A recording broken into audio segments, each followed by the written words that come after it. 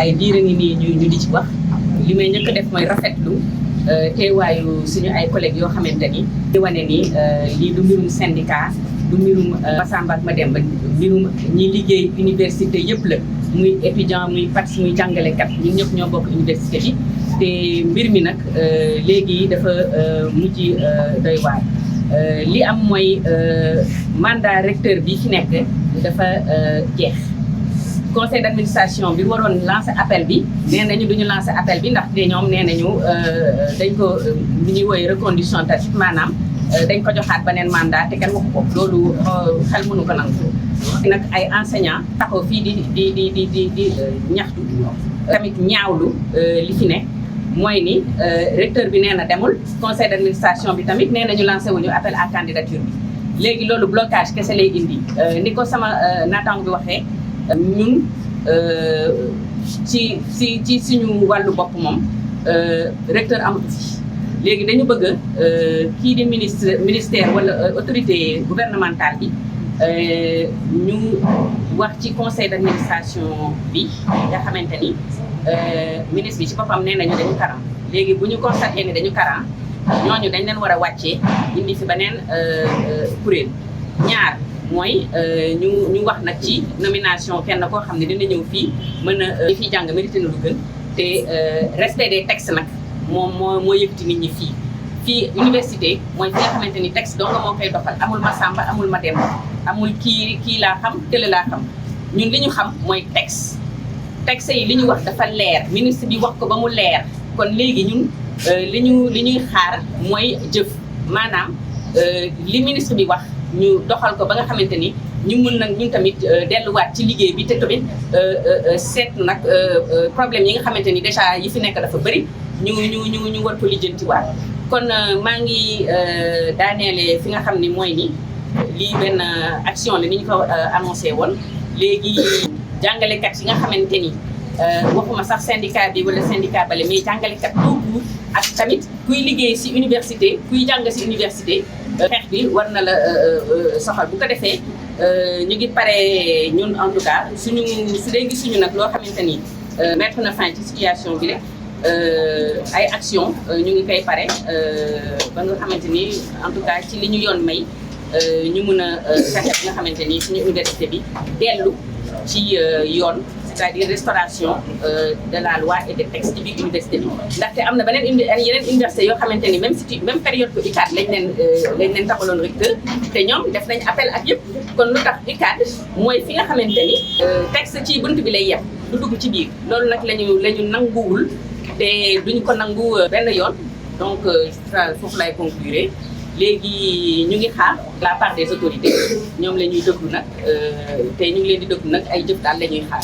Je vais vous rappeler rapidement que dans la lutte que nous avions menée en son temps, surtout pour avoir des organes de gouvernance légitimes et dignes de nos universités, surtout qui protègent l'autonomie des universités, c'est moi-même qui avais, si vous en souvenez, pour ceux d'entre vous qui étaient là, que c'est ici même où nous sommes, que moi j'avais brûlé de façon symbolique la loi 4 qui a donné tout ce qu'on a. Aujourd'hui, on parle du décret relatif aux modalités de nomination des recteurs. Tout ça vient de la loi 4. La loi 4, nous nous étions battus. Pourquoi nous étions battus pour ça? C'est pour avoir l'autonomie, que les universités soient autonomes. Les nouveaux organes, nous en avons fait notre cheval de bataille et nous avons gagné un combat qui aujourd'hui est en train d'être vidé totalement de son sens. L'autonomie des universités, ce n'est pas seulement l'immixtion du politique dans les affaires académiques.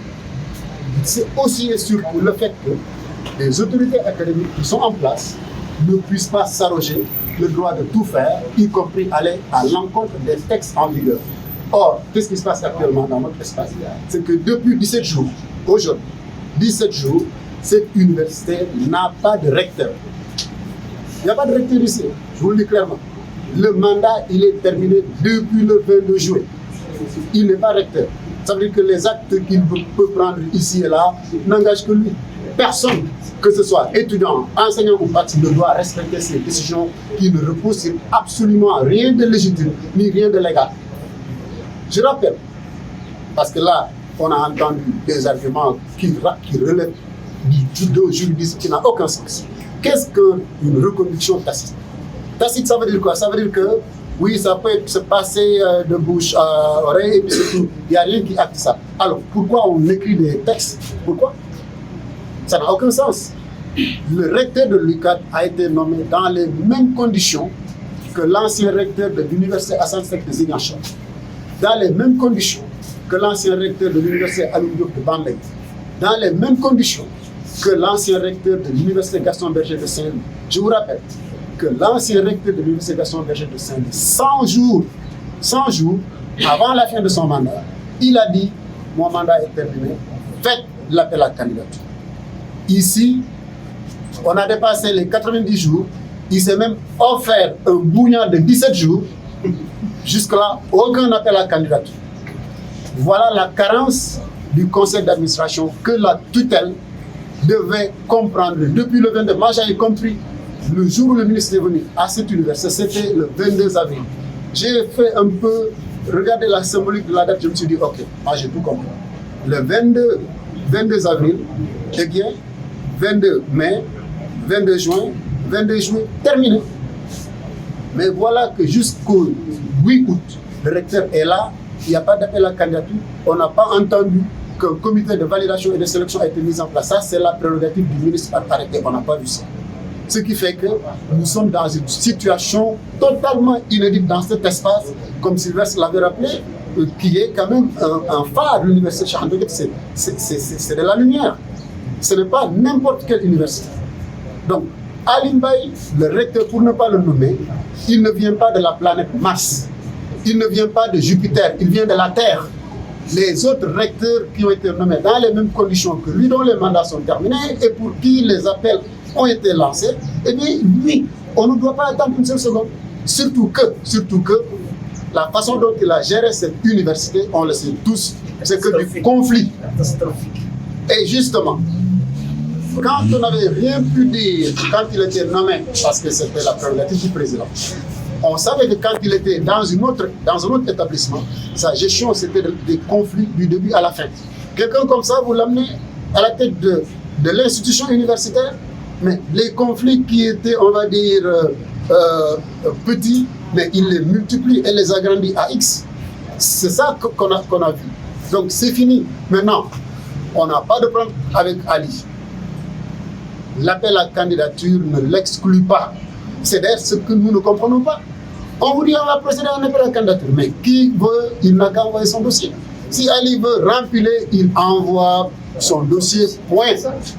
Mais le fait de tergiverser, de durer, de nous maintenir dans cette situation illégale, illégitime, inédite, que l'université ne mérite pas, c'est quelque chose qui doit faire, on va dire, qui doit mettre tout le monde en colère dans cet espace et au-delà.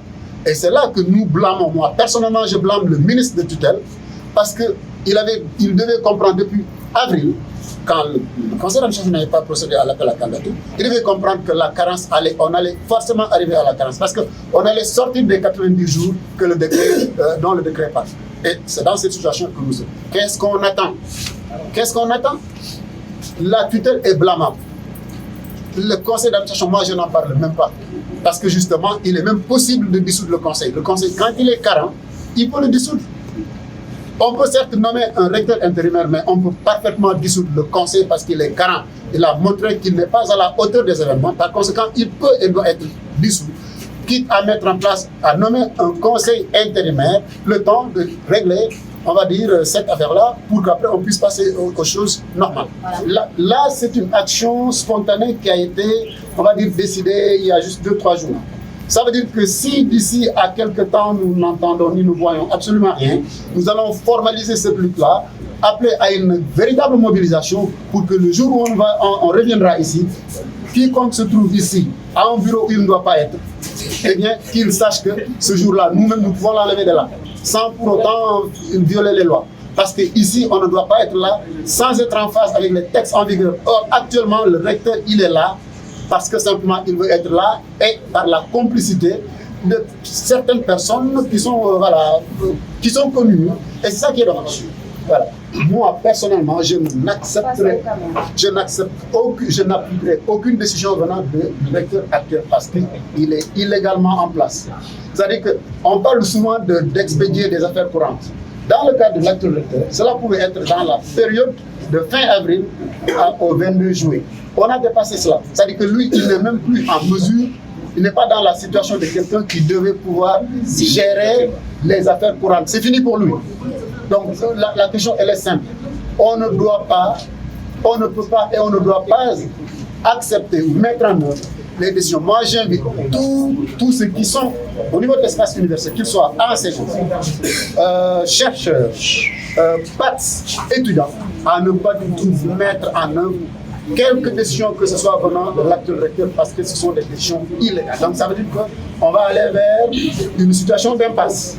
Une situation d'impasse pour une université qui a quand même plus de 90 000 étudiants. Le nombre d'enseignants, vous connaissez tout cela. Je pense que ce n'est pas la bonne nouvelle pour la tutelle. Ce n'est bon pour personne. Il y a lieu pour la tutelle de prendre ses responsabilités. Ça a duré depuis sa sortie du 14 juillet. On a tous pensé que les choses allaient s'emballer. Malheureusement, les choses ne s'emballent pas. Les choses restent en l'état. Ce n'est pas normal. La tutelle, encore une fois, est blâmable dans cette affaire. Voilà. Rappelez-moi.